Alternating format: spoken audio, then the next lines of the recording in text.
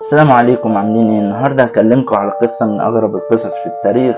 هكلمكم عن طاهر بيك، دكتور مصري اتولد في طنطا 1897. والدته توفت يوم ميلاده، فقالوا شكله هيبقى طفل حزين وهتبقى قصة حزينة، ولكن بإرادته قدر يخلي نفسه لجليس للملوك، لدرجة ان ملك مصر بنفسه بيطلبه علشان يقعد معاه.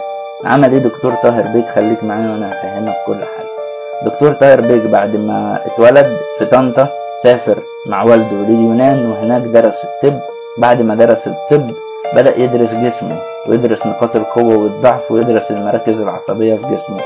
وبعديها في وسط انتقاد من علماء الدين والمفكرين اللي موجودين في وقتها، عمل أعظم إنجازاته على حد وصفه، إن هو يدفن نفسه 28 يوم تحت التراب.